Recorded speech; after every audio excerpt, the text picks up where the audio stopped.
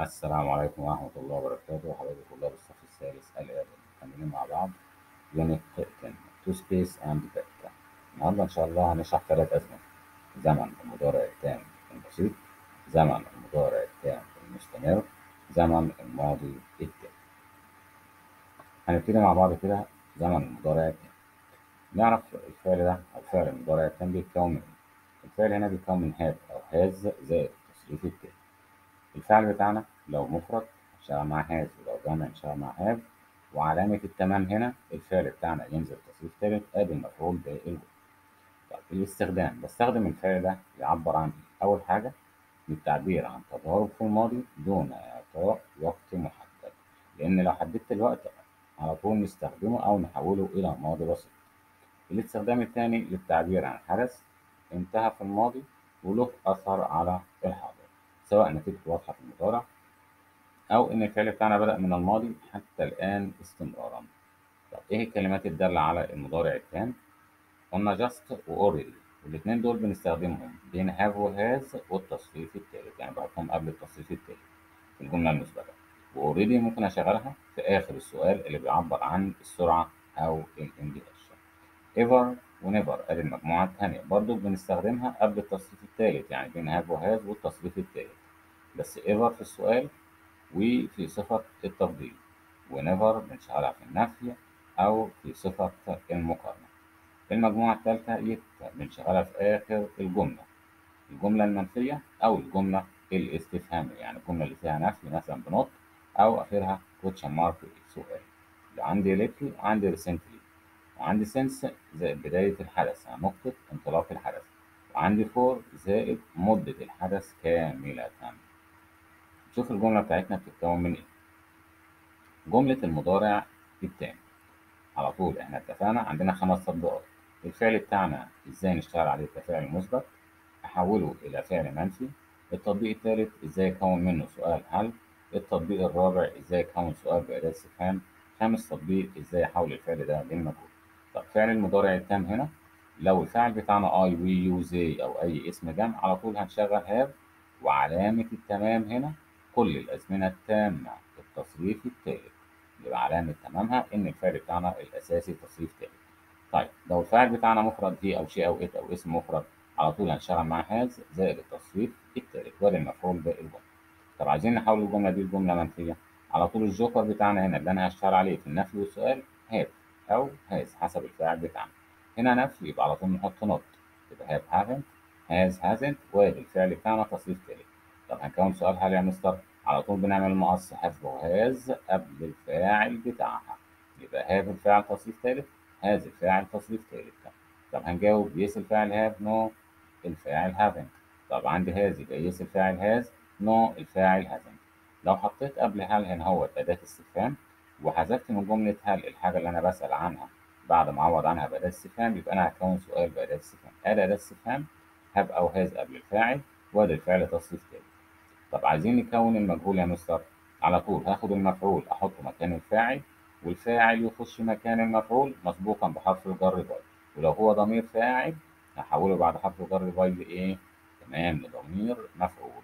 نفس الفكرة لو المفعول ضمير يعني ضمير مفعول وهحوله للمجهول هحوله إلى ضمير فاعل. دي جملة المجهول وممكن أشتغل عليها نفي وسؤال عادي خالص، برضك الجوكر اللي أنا هشتغل عليه هاف أو هاز.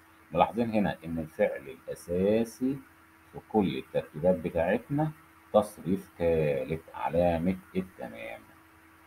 نشوف الإكزامبل بتاعنا بيقول إيه. They have washed the car since 7 o'clock.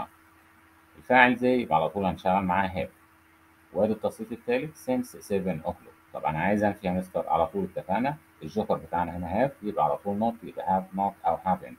ووشت ذا كار since 7 o'clock. طب انا هسأل يا مستر، يبقى هاف على طول قبل زي، يبقى هاف زي ووشت ذا كار since 7 o'clock.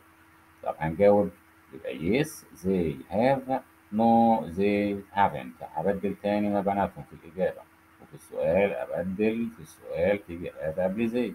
طب لو أنا هسأل يا مستر قبل هل، شوف انا هسأل عن ايه مثلا، هنا هسأل عن ذكار يبقى احذف ذكار واعوض عنها في بداية جملة هل بوقت، لان ده غير عاقل. يبقى الجملة بتاعتي ايه اللي فاضل تاني في جملة هل؟ يبقى ادي what have they watched since 7 o'clock.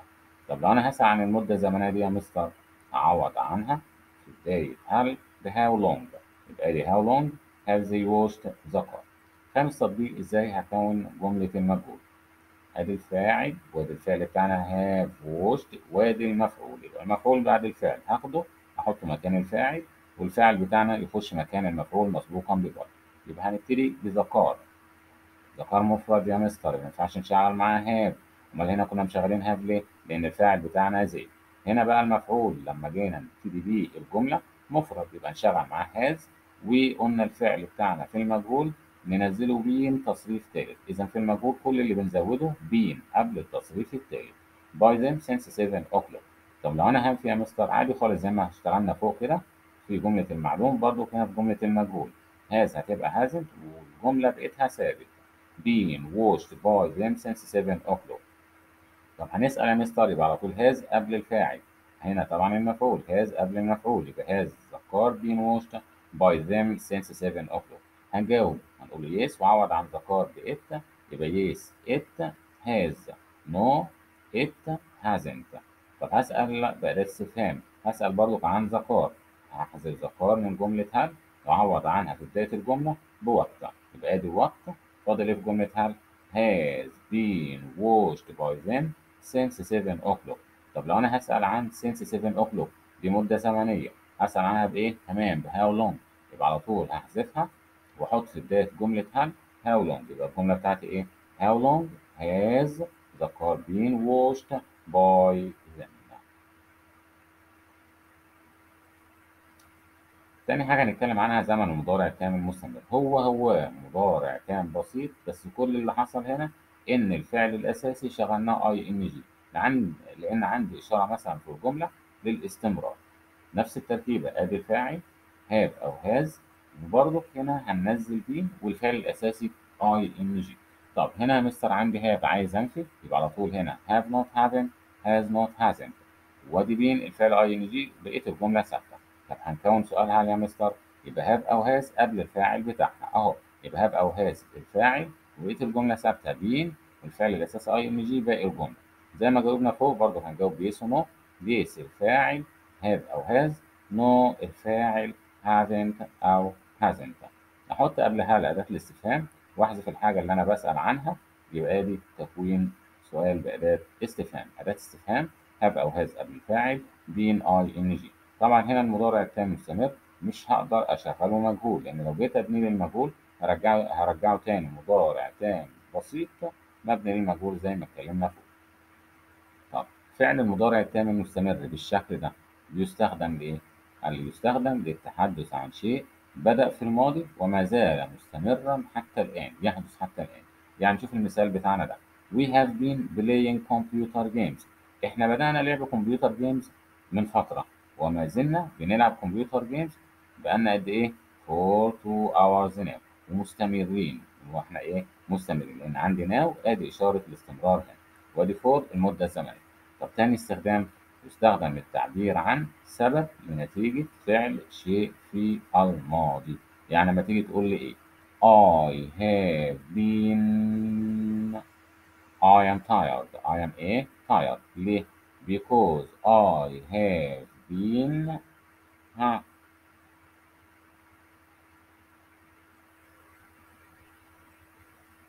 تمام.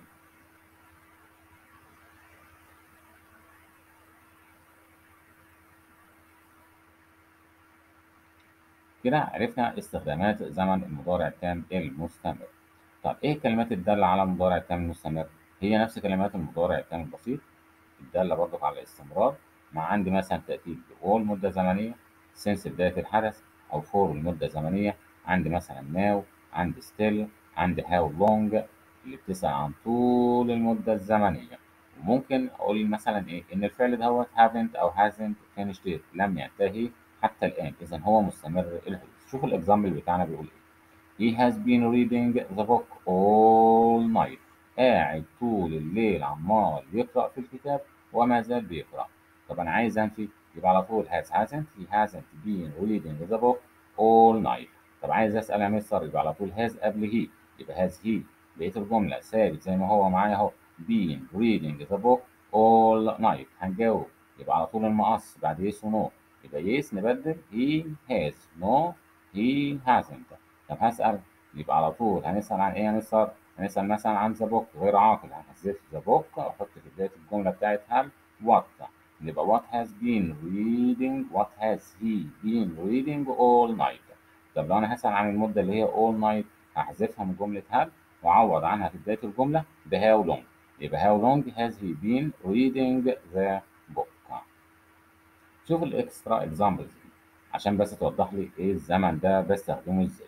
ادي اول مثال معانا I have been studying English for 3 hours. بقالي 3 ساعات عمال اقرا ايه انجلش وما زلت عمال اقرا انجلش. طيب الجمله الثانيه I have been watching TV since 6 o'clock. من الساعه 6 وانا عمال اتفرج على التلفزيون وما زلت عمال اتفرج عليه.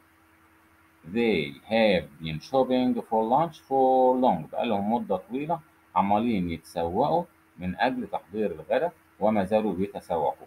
طيب he has been studying for 2 hours. بقالنا ساعتين اتنين أو هو بقاله ساعتين اتنين عمال يذاكر وما زال بيذاكر.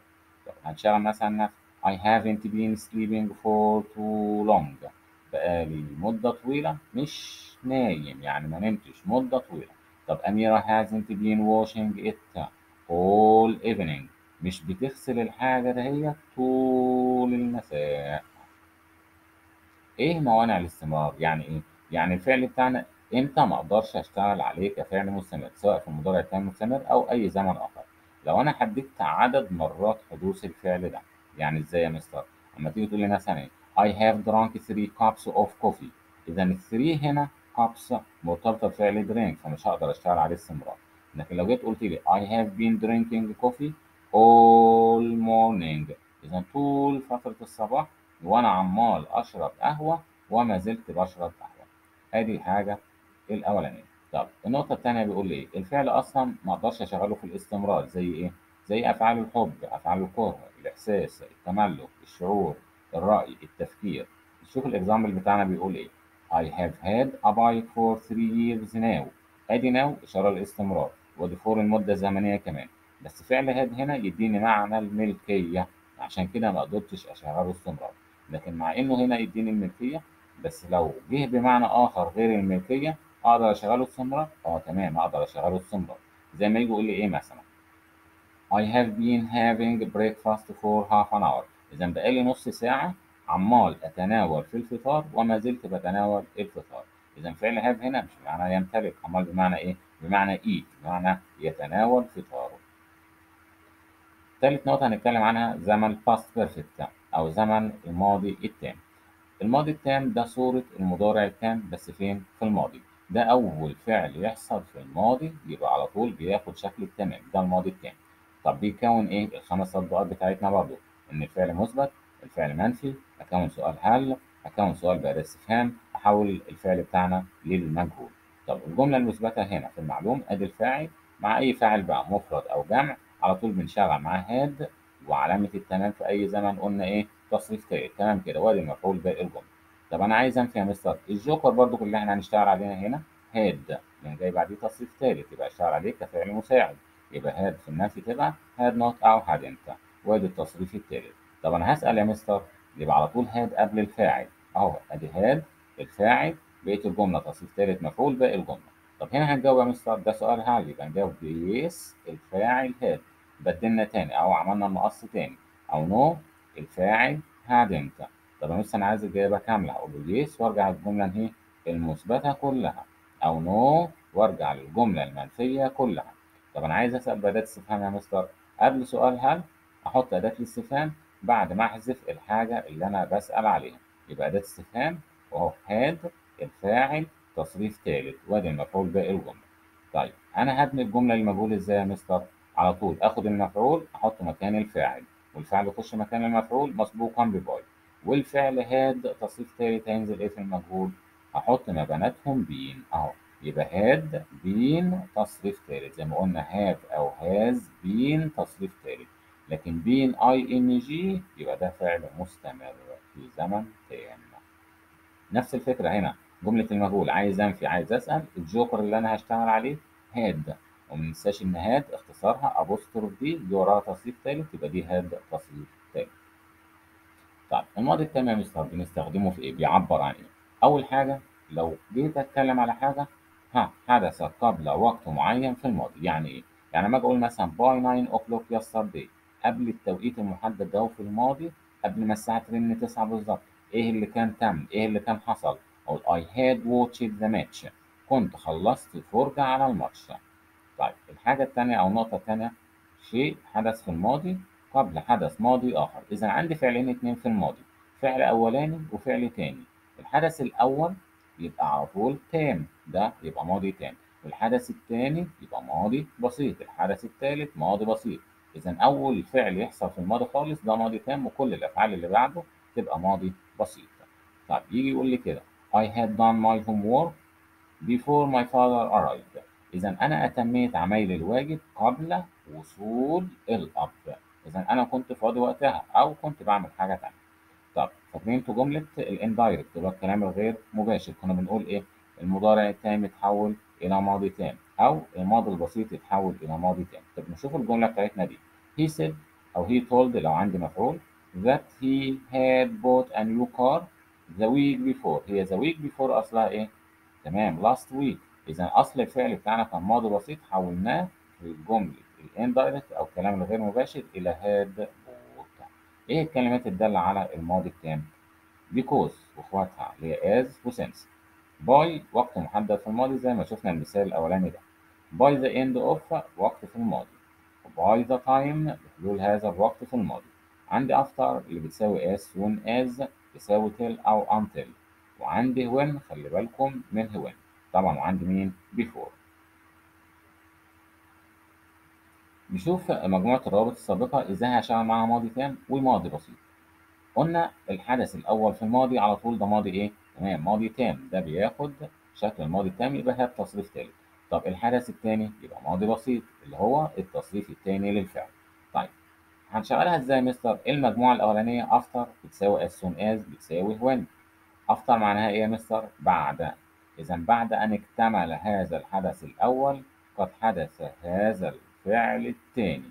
إذا الفعل الأولاني يبقى ماضي تام، والفعل الثاني يبقى ماضي بسيط. يبقى وأنا مغمض عينيا إخوات after مين؟ as soon as when. خلي بالك من when عشان when جوكر لما بيجي بعدها ماضي تام بتساوي after، لكن لو جه بعدها ماضي بسيط هتساوي before. طيب لو أنا هشغل الرابط ده في النص هبتدي بالجملة اللي بعد الكوما اللي هي مين؟ تمام الحدث التاني، ببتدي بالماضي البسيط وادي after as soon as when احطهم في النص عادي خالص واشغل بعديهم الماضي التاني. نشوف الاكزامبل بتاعنا اللي فوق ده. طيب after he had written the email he sent it، بديهي ان هو لازم يكتب الايميل الاول وبعد كده ايه يبعته. اذا هنا ترتيب الاحداث ان ده الحدث الاول واخد شكل التمام، وادي الحدث الثاني تصريف تاني ماضي بسيط. طب لو انا هشغل افتر في النص عادي خالص، يبقى افتر والجمله بتاعتها جمله الماضي التام تنزل في نص الجمله وابتدي بالجمله اللي بعد الكوما he sent the email after he had written it. نفس الفكره اقدر اشغل as soon as او when مكان after، هنا اقول له as soon as he had written the email he sent it، أو he sent the email as soon as he had written it. طب المجموعة التانية اللي هي عكس after في الاستخدام before اللي هي بتساوي by the time، وهنا تساويها when لما يجي بعديها ماضي بسيط والفعل الآخر يبقى ماضي تام. طب before معناها إيه؟ قبل. إذا قبل أن يحدث هذا الفعل الثاني قد سبقه هذا الفعل الأولاني أو الحدث الأولاني، يبقى اللي بيجي بعدها تاني ماضي بسيط وبعدين الأولاني يبقى ماضي تام. طب لو أنا هشغل بيفور أو حد من إخواتها في نص الجملة عادي خالص، هتزيح الفعل اللي هو قدامها دوت ماضي بسيط وابتدي بالجملة اللي بعد الكوما اللي هي جملة الماضي التام، يبقى دي ماضي تام بيفور أو باي ذا تايم أو when ماضي بسيط. نشوف الإكزامبل بتاعنا اللي فوق ده. ادي before he sent the email قبل ان يرسل الايميل كان عمل ايه؟ ايه الفعل اللي عمله قبل ارسال الايميل؟ اكيد كتبه الاول يبقى he had written it. طب ممكن اشغل before او حد من اخواتها في النص عادي خالص، هنقول ايه؟ he had written the email before he sent it. طب يا مستر ايه المجموعة الثالثة؟ because وas وsince. because معناها لأن، as هنا سببية معناها لأن، since هنا سببية معناها لأن. طب بيجي بعديها السبب وقبليها النتيجة، أكيد السبب بيحصل الأول وبعد كده نشوف نتيجته إيه. إذا السبب الأول يعني جملة الماضي التام وبعديها النتيجة تبقى ماضي بسيط. طب لو أنا هاشتغل بكوز أو حد من إخواتها في أول الجملة يبقى عادي خالص برضه جملة السبب الأولانية يبقى ماضي تام وبعدين النتيجة تبقى ماضي بسيط. طب we took a taxi إحنا ركبنا تاكسي ليه؟ إيه السبب؟ because the train had already left يبقى القطر اتحرك الأول ملحقناهوش فعشان كده اضطرينا نركب التاكسي. طب هشغل because يبقى because the train had already left بدأت أهوت الفعل الأولاني إن القطر مشي. وي توك ا تاكسي ركبنا تاكسي عشان ما لحقناش الطريق. طيب تل وانتل زي افتر والمجموعه دي بالظبط برضه تيجي بعدها ايه الماضي التام وقبليها الماضي البسيط. المهم الفعل اللي لازق فيها تام. طب تل معناها ايه حتى يبقى معناها لم يحدث هذا الفعل الثاني حتى اكتمل او تم هذا الفعل الاولاني. يبقى الفعل اللي بعديها اللي لازق فيها مباشره الاول يبقى ماضي تام والفعل الآخر الحدث التاني يبقى ماضي بسيط بنديله شكل النفي عشان بس حافظ على معنى الجملة. طب نشوف الإكزامبل بتاعنا اللي كنا شغالين عليه. إذا he didn't send the email until he had written it. إذا لم يرسل الإيميل حتى كتبه أولا يبقى الكتابة الأول وبعد كده الإرسال بعد كده. طب في حالة التزامن يعني إيه يا مستر؟ يعني كل الأحداث ترك ورا بعض على طول مفيش فاصل زمني يبقى كل الأحداث تاخد شكل التصريف التاني ماضي بسيط. طب نشوف كده after as soon as when يبقى يجي بعدها إيه؟ ماضي بسيط أولاني وبعديه مباشرة الماضي البسيط التاني لأن لو جيت عكس القاعدة دهيت مع before وإخواتها هبتدي بمين؟ بعد الرابط تمام ماضي بسيط تاني وبعدين أحط الماضي البسيط الأولاني. طب نطبق الكلام ده على الإكزامبل بتاعنا. نعتبر إن هو كتب الإيميل من هنا بعته على طول ولا غير حاجة ولا زود حاجة ولا أي حاجة. طب المهم هنا after he wrote the email بعد أن كتب الإيميل he sent it أو he sent the email after he wrote it. طب هنشغل before يبقى before he sent the email قبل أن يرسل الإيميل he wrote it ده الترتيب البديهي للجملة بتاعتنا. طيب بيقول لي في ملاحظة تانية هنا لو ما عنديش فاعل لافتر او بيفور بعمل ايه يا مستر؟ الفعل ينزل بعديهم على طول اي ان جي. يعني ايه؟ يعني افتر كنا بنشتغل فعل ماضي تام هنا بقى ارجع فعل مصدر واحط له اي ان جي والجمله الثانيه زي ما هي ماضي بسيط. طبعا عندي بيفور كنا بنشتغل فعلها ايه؟ تمام ماضي بسيط. طب ما عنديش فاعل يعني ايه ما عنديش فاعل؟ ولا اي ولا هي ولا شي ولا ات ولا وي ولا يو ولا زي ما احنا شايفين كده ولا اي اسم مفرد ولا اي اسم جمع. يبقى بعد بيفور فعل الماضي البسيط ارجعه مصدر واحط له الاي ان جي ويبقى الفعل الاخر ماضي تام زي ما هو. طب نطبق الكلام ده على الاكزامبل بتاعنا. after writing the email بعد كتابة الايميل he sent it. اذا الكتابة برضو في الاول وبعد كده الارسال. طب هشغل before sending the email قبل ارسال الايميل كان عمل ايه he had written it اهو زي ما احنا شايفين كده مفيش فاعل فالفعل رجعناه مصدر وحطينا له ايه اي ان جي. ادي الاكزامبلز بتاعتنا نبص عليها كده كل الافعال ديت نعمل لها كوريكت ولو في اي حاجه نتواصل مع بعض اعتبره هوم وورك اشتغل عليه لو في اي حاجه نقدر نتواصل مع بعض. واتمنى يا رب ان انا اكون فدتكم بشيء. ما تنسوش تدعمونا باللايك والشير والاشتراك في القناه والسلام عليكم ورحمه الله وبركاته.